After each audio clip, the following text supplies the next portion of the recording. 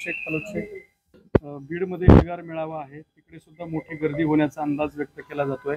काय भूमिका आहे, काय भूमिका मांडणार आहात? मला तुम्ही सांगा की आता मेळाव्यामध्ये मी जी काही भूमिका मांडणार आहे ती आताच तुमच्या समोर मांडली तर मग मेळावा घेऊन काय फायदा? त्याच्यामुळे तुम्ही मेळाव्याला या ना, त्याच्या भूमिका करणं काय आहे ते. मेळाव्याला आल्याशिवाय आम्हाला पर्यायच नाही. मग ते सांगा, मग इथे सांगितलं तर मेळावा माझं फेल होईल. बीडच्या मेळाव्याचं काय वेगळेपण असणार आहे?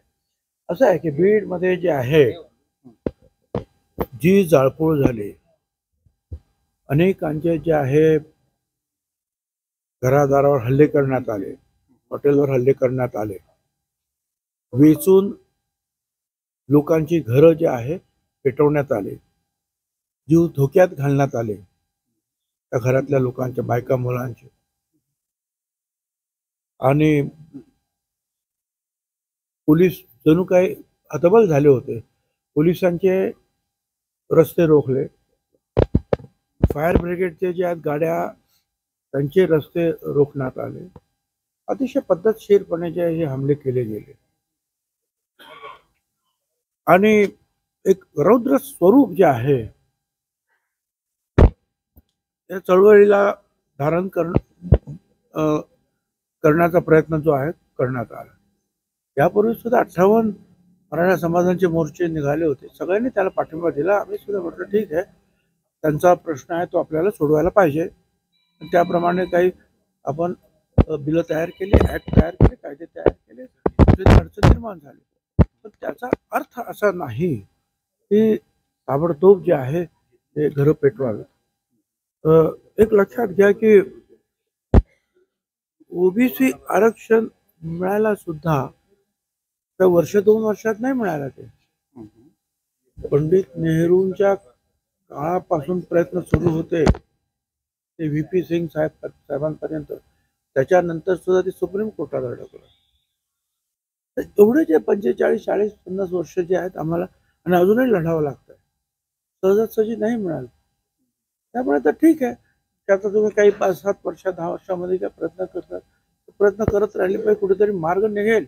पण याचा अर्थ असा नाही की तुम्ही लोकांची घरं पेटवाल आणि एक एक प्रकारचं जे आहे असं स्वरूप धारण करावं की राज्यामध्ये की आता जर दिलं नाही तर अख्खं राज्य पेटवून टाकू आणि लोकांना घाबरवून सोडू, हे बरोबर नाही ना.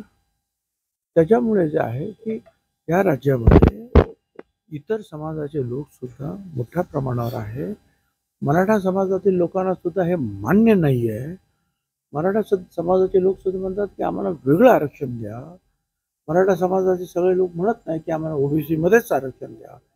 परंतु ज्यांचा अभ्यास नाही असे काही नेते निर्माण झालेले आहेत, ज्यांना आरक्षण कशासाठी आहे हे कळत नाही, ज्यांना असं वाटतं की आरक्षण हा गरिबी हटावचा कार्यक्रम आहे, ज्यांना असं वाटतं की उद्या आरक्षण मिळालं तर 100% आपल्या मुलांना जे नोकऱ्या फटाफट लागल्याच 1 महिन्याच्या आत, असं नाही होत. ते ज्यांना समजत नाही ते हे अशा विषयावर जे आहे रान पेटवत आहेत. आंदोलनाबद्दल आमचं काही म्हणणं, आंदोलन करायला पाहिजे, ते करतच असतं सगळे समाज, पण कायदा हातात घेऊन नाही. त्यासाठी त्यांचं म्हणणं आहे की आम्हाला पाहिजे, आमचं म्हणणं आहे की आमचं शाबूत ठेवा. आमचं मागणं दुसरं काय नाही, आम्ही फक्त आमचं शाबूत ठेवा एवढं सांगतो. मुद्दा याच्यात असा उपस्थित होतोय की तुम्ही हे सगळे जे मेळावे घेताय त्या मेळाव्यामध्ये जे राजकारणातले नामांकित लोक आहेत ते मेळाव्यापासून लांब राहतात. म्हणजे त्याच्यात पंकजा मुंडेंचं नाव आहे, त्यांच्यात धनंजय मुंडेंचं नाव आहे, किंवा इतर काही राजकीय लोक आहेत. त्यांना असं वाटतं की तुमच्या मेळाव्यात जर आलं तर आपलं राजकीय नुकसान होईल की काय, त्यामुळे ते तुमच्यापासून बऱ्याचदा मेळाव्यात अंतर ठेवतात. मला काय माहिती नाही त्यांना काय वाटतं, तुम्ही सांगितलं असं असू शकेल. परंतु त्याचा दुसरा पण भाग आहे की ओबीसी मेळाव्याला जो विरोध करत असतील, त्या ओबीसी विरोधातील मेळाव्यांना जे जास्त सपोर्ट करत असतील त्यांचं सुद्धा राजकीय नुकसान ओबीसी करू शकतात. पण मग तो दुहेरी भाग आहे तो. आता कुणाला काय आवडतंय, कोणाचं काय कॅल्क्युलेशन आहे ते बघतील. पण एकीकडे ते सावध पवित्रा घेतात आणि तुम्ही मात्र थेट हा सगळा विषय अंगावरती घेतलेला आहे. तुम्हाला राजकीय त्यांना नको, कारण मी 35 वर्ष लढतोय काय, आणि मला माझ्या राजकीय भविष्याची पर्वा नाही आहे. मला माझ्या मंत्रिपदाची पर्वा नाही, माझ्या आमदारकीची पर्वा नाही, राजकारणात पुढे काय होईल मला याची काही पर्वा नाही. ज्यांना त्याची फार काळजी वाटते ते त्याचा विचार करत असते. प्रश्न असा निर्माण होतो की मग तुम्ही हे नुकसान करून घ्यायला का तयार होताय? नाही, मला हौस आहे म्हणून. मला झोप येत नाही नुकसान करून घेतल्याशिवाय. 54% लोक या देशातले काही ठिकाणी 63% लोक आहेत. त्याच्यामध्ये डोंबारी आहे, त्याच्यामध्ये रामोशी आहे, त्याच्यामध्ये लहान लहान वासुदेव आहेत, अमुक आहे, मर्यायवाले आहेत, पालीवाल. त्यांना अजून घरंदारं नाही मिळाली, त्यांची पोरं अजून शाळेत शिक्षणाला अजून जाऊ शकत नाही आहेत. अशा सगळ्या अडचणीतून हा देश चाललाय. हा देशाचं स्वातंत्र्य तुम्हाला एक एक मत सगळ्यांना आपण दिले खरं, पण या देशाच्या स्वातंत्र्यानंतर जी काही जी संपत्ती निर्माण होती त्याच्यावर काही ठराविक लोकांचा अधिकार आहे का? त्याच्यावर सगळ्यांचा अधिकार आहे. तो सगळ्यांचा अधिकार आहे. शेवटच्या माणसापर्यंत त्याचा अधिकार आहे. हा देश सगळ्यांचा आहे, मालक सगळे आहे. ठराविक लोक सगळ्यात जो आहे फायदा स्वतःकडे घेतील आणि दुसऱ्याला काही देणार नाही, अशाने देश पुढे नाही जाऊ शकत. मोदी साहेब सुद्धा सांगतात तो रस्त्यावरचा आहे, झोपडपट्टीतला आहे, ज्याला घरदार नाही, शिक्षणाचा पत्ता नाही, त्याचा सुद्धा विकास. आणि त्याचा विकास हा पहिला बघितला पाहिजे, नंतर बाकीच्यांचा विकास. कायदा सुव्यवस्थेचा जर प्रश्न उपस्थित केला गेला तर त्या ठिकाणी असा विरोधही केला जातोय की जो मुंबईला कूच करण्याचा जो काही निर्णय घेतलाय त्याला विरोध केला जातोय. कारण काही गोष्टी ज्या घडल्या, तुम्ही सांगितलं बीडमध्ये घडलं, बऱ्याचशा गोष्टी घडल्या होत्या, पुन्हा घडून नाही तुम्ही ते आता काय ग्रह खातं आहे आणि ते जे आहेत ते सांभाळणारे लोक जे आहेत ते त्याचा विचार करतील. परंतु असं नाही की ते करू शकतात आंदोलन आणि ओबीसी काही धडकू शकत नाही मुंबईत, असंही नाही, हे लक्षात ठेवलं पाहिजे.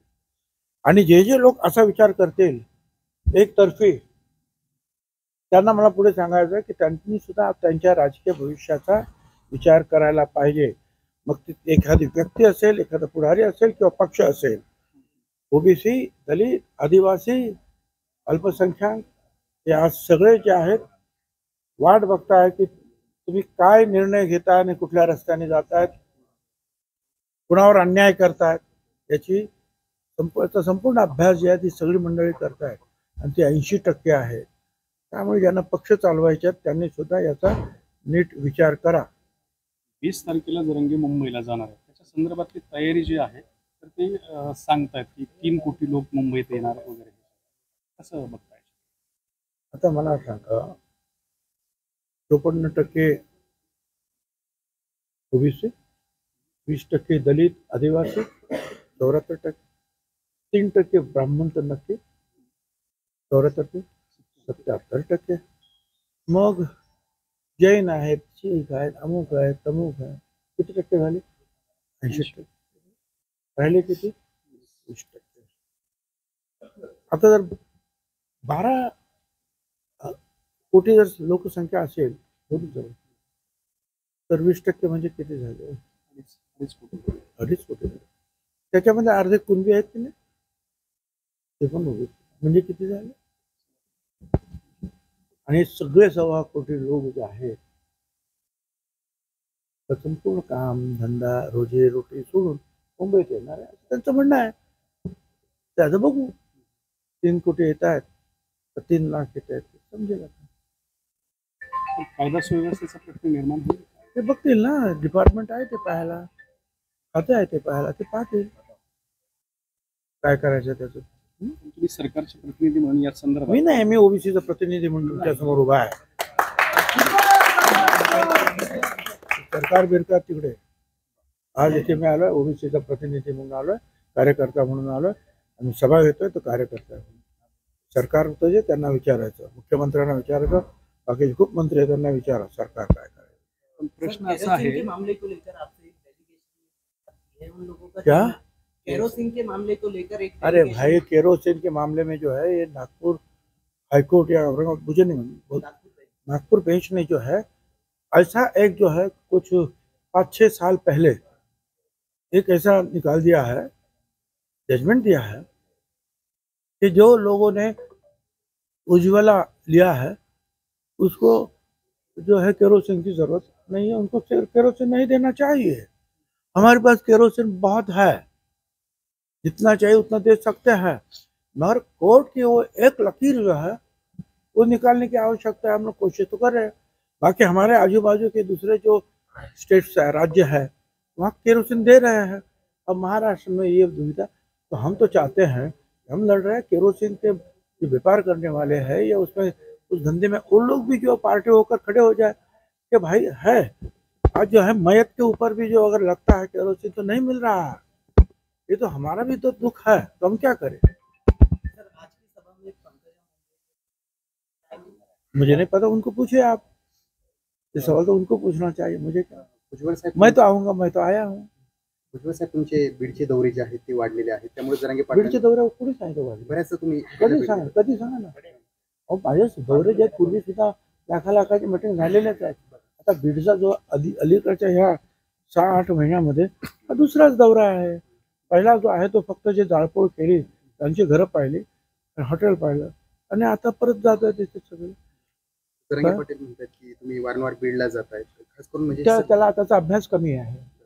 सर बड़ी दूसरा एक- में भी कुछ एक OBC मिनट. के लोग आंदोलन कर रहे हैं, वहाँ पर भेज देंगे आप जाते थे? काय वडीगोद्री जे गाव आहे अंतरवली सरकेच्या अलीकडे, म्हणजे आतमध्ये जात असताना तर त्या ठिकाणी सुद्धा ओबीसी समाजाचं आंदोलन सुरू देखो, आहे. भेट देणार. ओबीसी के आंदोलन कई जगह चला शरा है क्या, अगर वो अगर रास्ते पे है तो जरूर 2 मिनट रुकने में कोई हरकत नहीं है, कोई प्रॉब्लम नहीं है। वो बहुत अंदर है तो फिर वहाँ जो लाखों लोग जो है मीटिंग में जमा हो गए, वहाँ लेट होगा, वो भी तो देखना चाहिए। और मैं समझता हूँ कि सब लोग जो है आंदोलन करना चाहिए, कैंडल मोर्चा निकालना चाहिए, सब लोग अपने अपने ढंग से जो गांव में जो अपना अपना काम करना चाहिए, मगर जहाँ ओबीसी की मीटिंग है वहाँ भी तो हाजिर होना चाहिए। सभी लोगों का जो है अभ्यास होगा कि ये क्या लड़ाई है, समझना तो चाहिए लोगों को। शिवसेनेचा निकाल लागला. हा निकाल लागल्याच्या नंतर विधानसभा अध्यक्षांच्या विरोधात सोशल मीडिया त्यांना ट्रोल केलं गेलं आणि अनेकांनी वेगवेगळे आरोप केले की त्यांचा हा निकाल असंवैधानिक होता. त्या टीकाकारांकडे तुम्ही कसं बघता, निकालाबद्दल काय मत? हे पहा, आजकाल हे जे समाज माध्यम आहे, टीकाकार आहे, या बाजूने गेलं तरी टीका आहे, त्या बाजूने गेलं तरी टीका आहे. शेवटी त्यांनी जो आहे त्यांचा जो अभ्यास, स्वतः वकील आहेत, अनेक वकिलांचा, कायदेतज्ञांचा त्यांनी सल्ला घेतलेला आहे, तर त्यातून जे त्यांना वाटलं तो निकाल त्यांनी तो दिलेला आहे. त्याला अपील होऊ शकतं, त्याच्यावर मी काही वकील नाही, कायदेतज्ञ नाही. हा निकाल लागल्यामुळे 22 तारीख को राम मंदिर जाएंगे आप? अरे भाई, देख, पहली बात तो यह है कि मुझे आमंत्रण नहीं है। दूसरी बात यह है कि वहाँ इतनी भीड़ है क्या, और मैं क्या जो फिर एक आदमी को छोड़ेंगे क्या, और इस जो मेरी आज की जो परिस्थिति में मैं अकेला नहीं जा सकता, जरूर जाएंगे। हमारे लोग बोल रहे हैं, घर के लोग, कि हमको जाना है, तो हम 1 महीने के बाद जो है सबको जो लेके जा सकते हैं, तो घर वालों की इच्छा पूरी कर सकते हैं। तुमच्या विचारधारेनुसार पाहता देखिए, मेरे घर वाले जो अगर चाहते हैं तो मैं जाऊंगा ना। तुमची स्वतःची इच्छा नाही आहे जाण्याची. अच्छा, आप बोल रहे हैं तो आपकी इच्छा जो है आप बोल सकते हैं ना। तुमची विचारधारा तो तुम्हारे जो है, जो विचार है मेरे मुंह में डालने की कोशिश मत करो। मैं जो है ओबीसी की लड़ाई लड़ रहा हूँ और उस पर कॉन्सेंट्रेट कर रहा हूँ। चलो, धन्यवाद।